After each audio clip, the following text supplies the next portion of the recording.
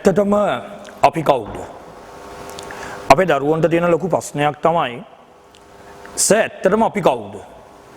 මොකද අපේ ප්‍රධාන ඉතිහාස ධාරාව තුල ඔයාලා මීට කලින් ඉගෙනගත්තු ඉතිහාසය තුල පාසල් මට්ටමේ, පන්ති මට්ටමේ නැත්නම් දහම් පාසලෙන් ඔයාලා ඉගෙනගත්තු ඉතිහාසය තුල ඔයාලට උගන්වලා තියෙන්නේ බහුතරයක් ගුරුවරුත් මේක වැරදියට උගන්වන්නේ.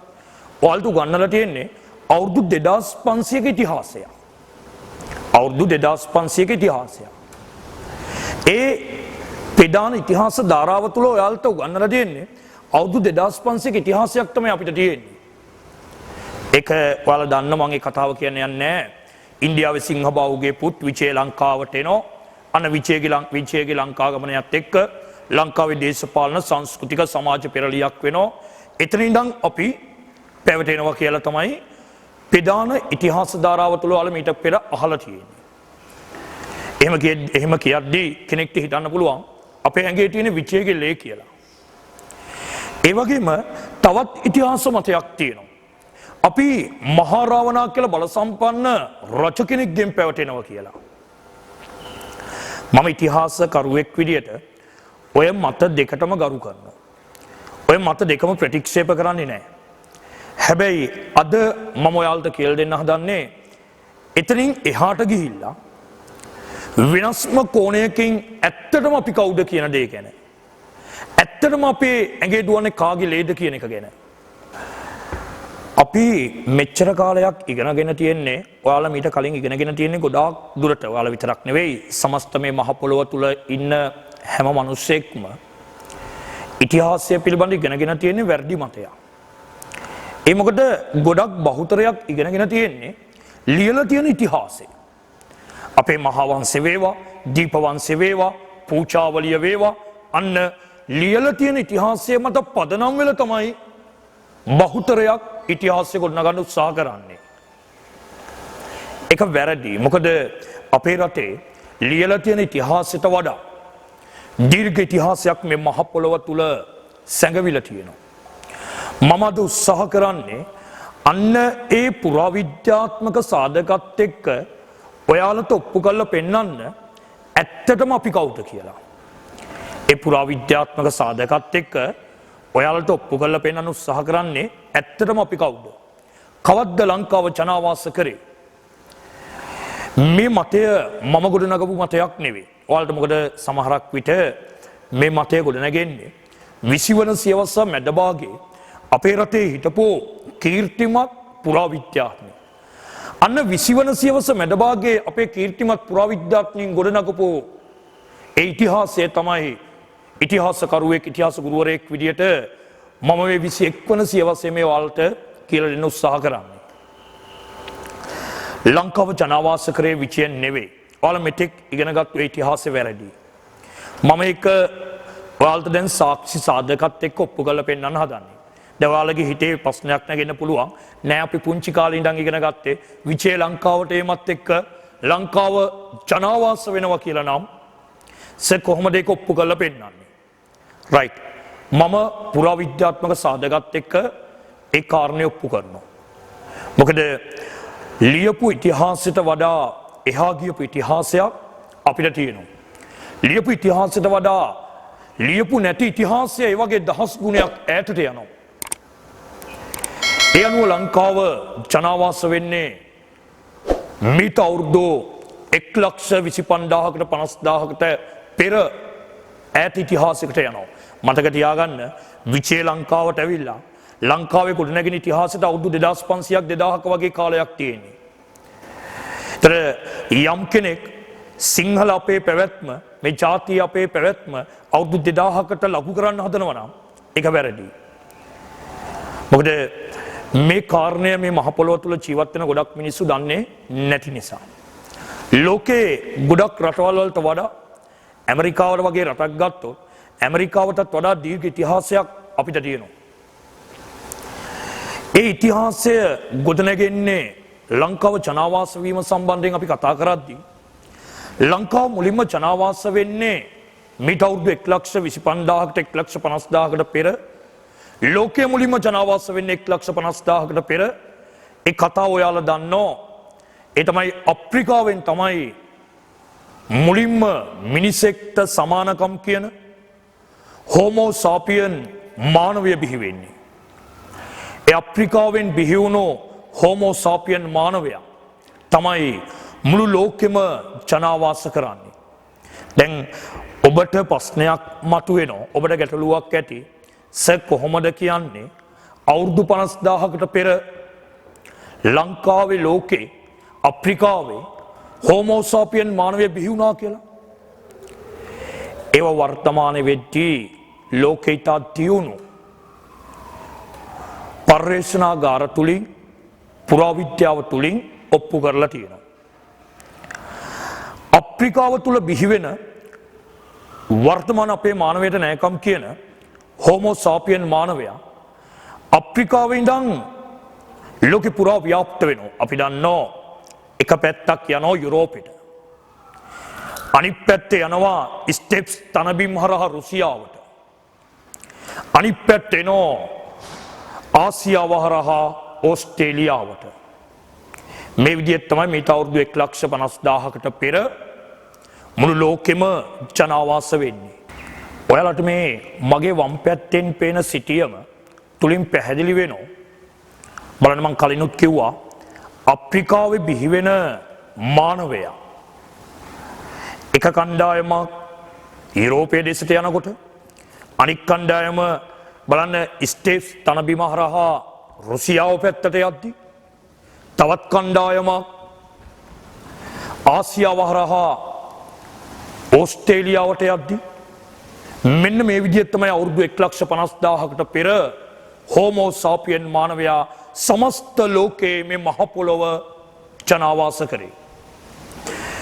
ඒක ඔප්පු කරන්න පුළුවන් සාධක මේ සිටියම තුළ මේ දිව යන හැම දිසාවකම ගල් ගුහා පොළොව හාරලා කරපු කැණීම් වලින් ඒ ඓතිහාසික හෝමෝ සාපියන් මානවයාගේ ඥාන සංසන්දනාත්මකව පරීක්ෂා කරලා නිරීක්ෂණය කරලා තමයි මේ ජෙනිටිකලි මේ දේ මං කියන්නේ. ඇත්තටම මේක ජෙනෙටිකලි මැප් එකක්. හෝමෝ සාපියන් මානවයාගේ ඥාන ව්‍යාප්ත වෙච්ච විදිය පිළිබඳ පෙන්වන සිටියමක්. නවීන සිටියමක්. ශ්‍රී ලංකාවේ විශිෂ්ටතම ඉතිහාසය ගුරුවරයා මෙහෙයවන දකුණුලක දැවැන්තම ඉතිහාසය පන්තියට ඔබත් එක්වන්න.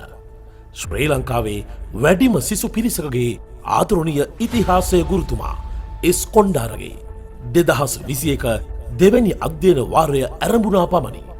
දකුණුලක වැඩිම ඒ සාමාර්ථ ප්‍රමාණයක් වාර්තා කරමින් 6 ශ්‍රේණියේ සිට 11 ශ්‍රේණිය දක්වා පාසල් විෂය නිර්දේශය නිසි කලට ආවරණය කරන සිද්ධාන්ත හා පුනරීක්ෂණ මාසික පරීක්ෂණ වාර පරීක්ෂණ ස්පීඩ් ටයිම් ටෙස්ට් ඓතිහාසික වීඩියෝ දර්ශන සමගින් දකුණුලක විශිෂ්ටතම ඉතිහාසය පන්තියට ශ්‍රී ලංකාවේ ඕනෑම දිස්ත්‍රික්කයක සිට ඔබත් අන්තර්ජාලය ඔස්සේ සම්බන්ධ වීමට ඔබේ නම ශ්‍රේණිය පාසල සඳහන් කර 071 9051 660 අංකයට WhatsApp පණිවුඩයක් යොමු කරන්න.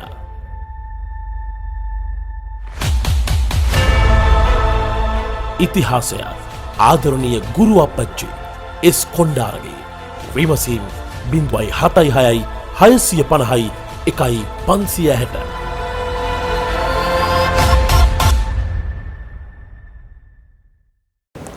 මුල්කාලීනව භූගෝලීය වශයෙන් ලංකාව ඉන්දියාවෙන් වෙන්වෙන්නේ මීට අවුරුදු 7000ක වගේ ඈත ඉතිහාසයක් තුල. ඒ කියන්නේ අවුරුදු 7000කට පෙර අපි ඉන්දියාවත් එක්ක යාවෙලා තිබුණේ. අවුරුදු 7000ක වගේ ඉතිහාසයක් තුල තමයි ඉන්දියාව ලංකාවෙන් වෙන් වෙන්නේ පටු මුහුදු තීරයකින්. ඒ වගේම දැන් ඊළඟට මම යොමු වෙන්නේ මේ මාතෘකාවෙත් තියෙන ඉතාමත් වැදගත් තැනකට. ලංකාව ජනාවාස වෙන්නේ මොන කාලෙද? ශ්‍රී ලංකාව ජනාවාස වෙන්නේ මීට අවුරුදු 1,25,000කට පෙර. ඒ බව ඔප්පු කරන්න අපේ ළඟ සාක්ෂි තියෙනවා. ඔයාලා ගිහින් ඇති හම්බන්තොට දිස්ත්‍රික්කයේ යාල බ්ලොක් 2 කියන ප්‍රදේශේ ඉඳන් කිලෝමීටර් 13ක් විතර යද්දී මම පෞද්ගලිකව ගිහින් තියෙනවා කිලෝමීටර් 13ක් විතර යද්දී අපිට හම්බ වෙනවා මිනිහා ගල්කණ්ඩ කියන ප්‍රදේශය. මෙන්න මේ මිනිහා ගල්කණ්ඩ කියන ප්‍රදේශය අපි විශ්වාස කරනවා පුරාවිද්‍යාත්මකව මුලින්ම හෝමෝ සාපියන් මානවයා ගොඩබැස්ස ප්‍රදේශයක් කියලා. මුලින්ම හෝමෝ සාපියන් මානවයා ගොඩබැස්ස ප්‍රදේශයක් කියලා. ඒකට හේතුව තමයි හෝමෝ සාපියන් මානවය සම්බන්ධ විවිධ සාක්ෂි සාධක පුරාවිද්‍යාත්මකව මේ මිනිහා ගල්කණ්ඩ කියන ප්‍රදේශයෙන් අපිට හම්බ වෙනවා. එහෙනම් දැන් පැහැදිලි විචේ ආපු ඉතිහාසය අපේ ඊටමත් කෙටි කාලින ලිඛිත ඉතිහාසය. ඊට අවුරුදු 1,25,000කට පෙර හෝමෝ සාපියන් මානවයා ලංකාව ජනාවාස කළ බවට පුරාවිද්‍යාත්මකව සාක්ෂි සාධක වලින් මම ඔයාලට ඔප්පු කරලා පෙන්නුවා. ඔයාලට මේ මගේ වම් පැත්තෙන් පේන්නේ ඒ කියන මිනිහා ගල්කණ්ඩ කියන ප්‍රදේශයේ ඡායාරූපය. මේ ප්‍රදේශය තමයි ප්‍රාග්ඓතිහාසික මානවයා මීට වසර 1,25,000කට පෙර ඒ කියන හෝමෝ සාපියන් මානවයා ගොඩබැස්ස කියලා අපි විශ්වාස කරන ප්‍රදේශය. දැන් එහෙනම් මේ කරුණු වලින් පැහැදිලි එක දෙයක්. විචයගේ ඥාන අපේ ඇඟේ නැහැ. විචයගේ ඥාන අපේ ඇඟේ නැහැ. අපිව ජනාවාස වෙන්නේ විචය ඉන්න වසර ගණනාවකට පෙර. එහෙනම් ඔයාලා පෙදාන ඉතිහාස ධාරාව තුල මෙතෙක් කාලයක් ඉගෙන ගත්තා විචයගෙන් අපි පැවතෙනෝ විචය මේ මහ පොළව ලාංකීය මහ පොළව ජනාවාස කරා කියන දේ. ඒක අසත්‍යයක් කියලා දැන් ඔයාලට මම සාක්ෂි සාධකත් එක්ක ඔප්පු කරලා පෙන්නුවා. මෙන්න මේ ඉතිහාසය තමයි ඔයාලා ඉගෙන ගන්න ඕන. මොකද ඔබ තමයි මේ රටේ අනාගතය. ඒතර ඔබ මේ ඉතිහාසය හරියට ඉගෙන ගත්තේ නැත්නම් ලෝකේ ආසියාව ගත්තොත් ලෝකේ සෑම ආසියාතික රටක්ම අපි ගත්තොත් අසල්වැසි ඉන්දියාව දැවැන්ත ඉතිහාසයක් පදනම් කරගෙන තමයි ඔවුන්ගේ වර්තමානය ගොඩනගන්නේ. චීනය ගත්තත් ඉතාමත් ශීඝ්‍රයෙන් සංවර්ධනය වෙන චීනය ගත්තත් ඔවුන් සතු තියෙන දැවැන්ත ඉතිහාසය මූලික කරගෙන තමයි ඔවුන්ගේ රටවල් සංවර්ධනය කරන්නේ. හැබැයි මොකක් හෝ අවාසනාවන්තකමකට ලංකාවේ අපිට එක තැනක් වැරදුනා. ඒ වැරදිච්ච තැන තමයි අපි ඉතිහාසය අමතක කරලා වර්තමානයක් ගොඩනගන්නේ යන එක. මම ඊළඟට දෙන්නේ ඔයාලට තවත් වැදගත් සාක්ෂියක්. ඒ තමයි අපේ උඩවලව කැලේ මැද තියෙනවා ඉතා වැදගත් ස්ථානයක්. ඒ තමයි බෙල්ලන් බැඳි පැලැස්ස. මේ බෙල්ලන් බැඳි පැලැස්ස මම මේ කියන මතය මම මේ ගොඩනගන මතය තහවුරු කරන්න ඉතා වැදගත් සාක්ෂියක් අපිට හම්බ වෙනවා. ඇත්තම මේ ස්ථාන 1956 මුලින්ම පුරාවිද්‍යාත්මක කැණීමක් කරන්නේ අපේ මේ පුරාවිද්‍යාවේ ආචාර්ය දැරණියගල මහත්තයා. ඔහු මේ කැලෑ කුලේ මේ පීරලා ගිහිල්ලා මේ උඩවලව කැලේ ඇතුලේ තියෙන මේ බෙල්ලන් බැඳි පැලැස්සේ කැණීම් කරලා ඔහු හොයාගන්නෝ පුද්ගලයන් 36 දෙනෙකුගේ ඇටසැකිලි. පුද්ගලයන් 36 දෙනෙකුගේ ඇටසැකිලි. වර්තමානයේ අපි ඒවා ඇමරිකාවට යවලා කාල නිර්ණය කරාට පස්සේ ඒ ඇටසැකිලි පරණයි මීට අවුරුදු 12000කට වඩා ඈත ඉතිහාසයක්. වර්තමානයේ කාබන් පරීක්ෂණය කරාට පස්සේ ඒ ඇටසැකිලි ආදරණීය දුවේ පුතේ පරණයි මීට අවුරුදු 12000කට වඩා ඈත ඉතිහාසයකට. එහෙනම් ඔයාලට දැන් තවදුරටත් තහවුරු වෙනවා විජය ලංකාවට එන්න කලින් මේ මහ පොළොව ජනාවාස කරා. විජය ලංකාවට එන්න කලින් අපේ ආදි මුතුන් මිත්තන් දැන් මීට අවුරුදු 12000කට පෙර බෙල්ලන් බෙඩි පැලැස්සේ ජීවත් වුණේ වෙන කවුරුත් නෙමෙයි. අපේ ඥාති, ඔයාලගේ ඥාති. සාමාන්‍යයෙන් පුරාවිද්‍යාත්මකව පිළිගන්නවා අවුරුදු 100ක් පරම්පරා 3ක් කියලා. අවුරුදු 100ක් පරම්පරා 3ක් කියලා. එතන ඔයාලා ගණන් හදලා බලන්න අවුරුදු 12000ක් කියන්නේ එනම් පරම්පරා කීයක් පැරණිද? පරම්පරා කීයක් පැරණිද? එහෙනම් ඒ අපේ අන්කවරෙක්ට් මේ අපේ ආදී ඥාති අපේ නෑදෑයෝ මීට අවුරුදු 12000කට පෙර බෙල්ලන් බැඳි පැලැස්සෙන් අපිට හම්බ වුණේ. දැන් ඔයාලට ප්‍රශ්නයක් තියෙන්න පුළුවන් වසර 12000කට පෙර මානවයෙක් ගැටගටු හම්බ වෙනව නම් ඇයි දැන් සර් කියනවා නම් අවුරුදු 1,25,000කට පෙර ලංකාව ජනාවාස කරා නම් ඇයි අවුරුදු ලක්ෂයකට විතර පෙර ඒ ජීවත් වෙච්ච මානවයින්ගේ ගැටගටු නැත්තේ? ඔක ප්‍රශ්නයක්. මම දන්නවා ඔයාලගේ හිත තුල මේ වෙලාවේ ගොඩ නැගෙන ප්‍රශ්නයක්. හැබැයි මතක තියාගන්න ඇත්ත අවුරුදු 1,25,000ක ඉඳන් මිට ලක්ෂයකට පෙර කාලේ ඉඳන් අපේ රටට මිනිස්සු ආවා. මේ රට ජනාවාස වුණා. ඒ ජනාවාස වෙච්ච මානවයෙක්ගෙන් පැවටෙන මානවයෙක් ගැටකටුළු තමයි බෙල්ලන්බෙඩි පැලැස්සෙන් අපිට හම්බ වෙන්නේ. මතක තියාගන්න අපේ රට කියන්නේ නිවර්තන කලාපීය රටක්. නිවර්තන කලාපීය රටක පුරාවිද්‍යාව තුළ තියෙන ගැටලුව තමයි මේ පායන එක වැස්ස වෙනස් වෙන නිසා. ඒක නිවර්තන කලාපීය රටක ලක්ෂණයක්. පායන වැස්ස වෙනස් වෙනවා.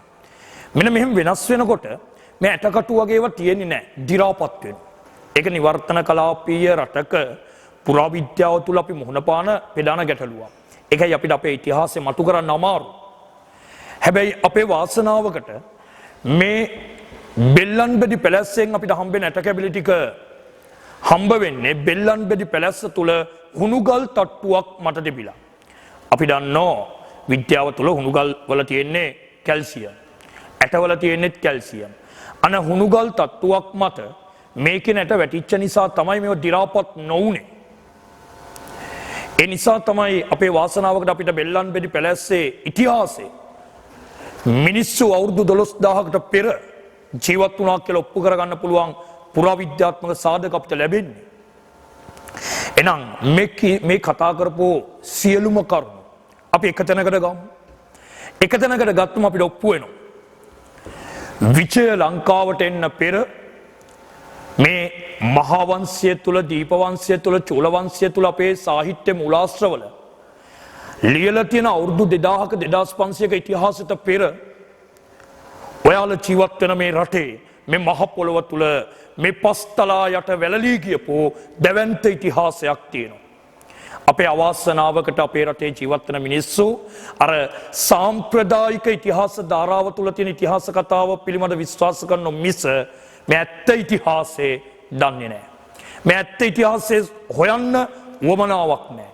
ඉතින් අද පුරාවිද්‍යාත්මක සාධක තුලින් සාක්ෂි තුලින් අපේ පුරාවිද්‍යා දෙපාර්තමේන්තුවේ විවිධ පුරාවිද්‍යාඥයින්ට පින් සිද්ධ වෙන්න මේ මහ පොළොව තුල ඉතිහාසය අපි ගොඩනගලා තියෙනවා.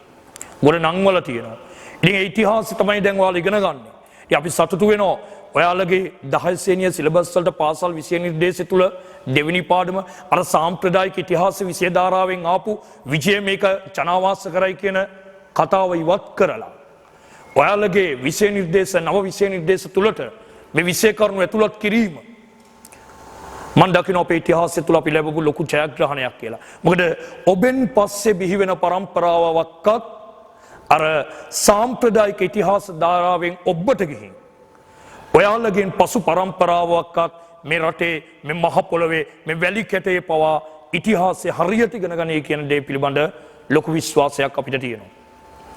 ඉතින් එහෙනම් මම මෙතෙක් දීර්ඝ ලෙස ඔයාලට පෙන්නපු ඒ ඉතිහාස කතාව සාරාංශ කරලා පෙන්වන්න හදන්නේ අපේ රට ජනාවාස වෙන්නේ මීට අවුරුදු 1,25,000කට පෙර එක ලෝකයට සමගාමීව ලෝකයේ මිට අවුරුදු 1,50,000කට පෙර ජනාවාස වෙනකොට ඒ අප්‍රිකාවෙන් බිහි වෙන හෝමෝ සාපියන් මානවයා මීට අවුරුදු 1,25,000කට පෙර මේ මහ පොළොව ජනාවාස කරනවා. එහෙනම් අපේ උරුමය අපේ අයිතිය මීට අවුරුදු 1,25,000කටවත් අවම වශයෙන් ඈතට දිව යනවා.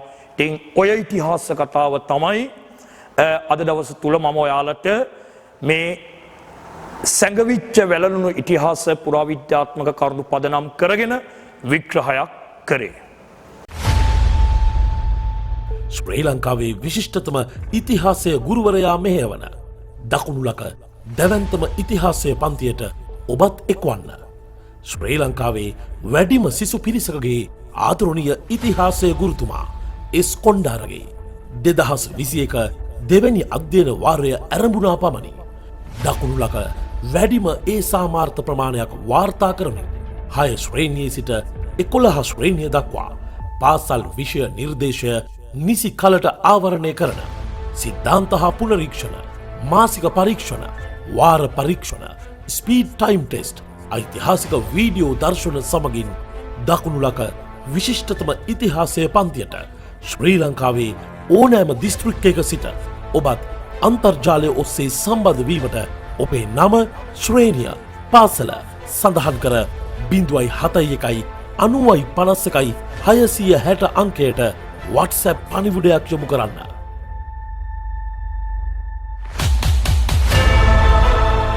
ඉතිහාසය ආදරණීය ගුරු අපච්චි එස් කොණ්ඩාරගේ විමසීම් 0.76 650 1 560